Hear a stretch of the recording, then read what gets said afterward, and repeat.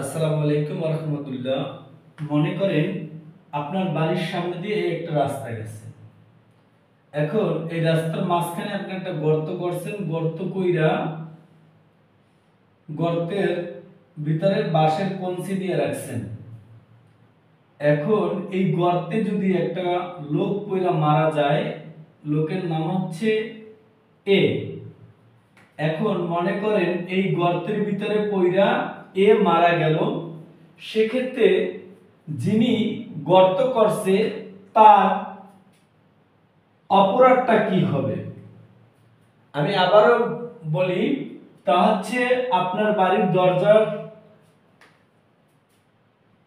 বাড়ির সামনে দিয়ে একটি রাস্তা গেছে। মনে করেন আপনার নাম হচ্ছে রহিম।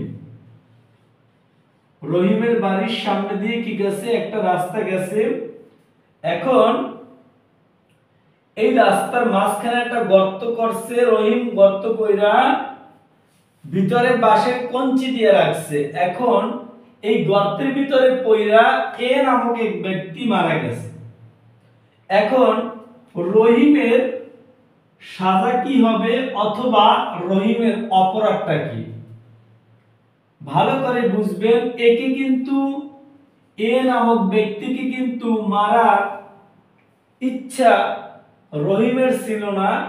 সে শুধুমাত্র রাস্তার মাঝখানে গর্ত কইরা বাঁশের কঞ্চি দিয়ে রাখছে, এ নামক ব্যক্তি গর্তে পইরা কিন্তু মারা গেছে। চলুন, যারা বার কাউন্সিল পরীক্ষার্থী আছেন আজকে ভালো মতো জেনে নেবেন, পুলিশ পদোন্নতির পরীক্ষা যারা দিবেন আপনাদের জন্য প্রশ্নটা খুবই একটা গুরুত্বপূর্ণ প্রশ্ন। আমার এই ছোট্ট প্রশ্ন যদি ভালো লাগে অবশ্যই আমার এই প্রশ্নটি শেয়ার করে দিবেন। এবার চলুন মূল আলোচনায় চলে যাই।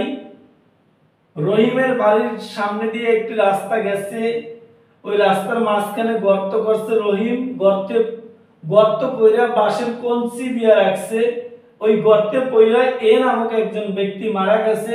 সেক্ষেত্রে রহিমের অপরাধ হবে অপরাধজনক নরহত্যা, অর্থাৎ 299 ধারার অপরাধ বলিয়া গণ্য হবে। দণ্ডবিধির কত ধারার অপরাধ বলিয়া গণ্য হবে? দণ্ডবিধির 299 ধারা হচ্ছে অপরাধজনক নরহত্যা। আপনার অপরাধটা, রহিমের অপরাধ হবে 299 ধারার অপরাধ বলিয়া গণ্য হবে, অপরাধজনক নরহত্যা।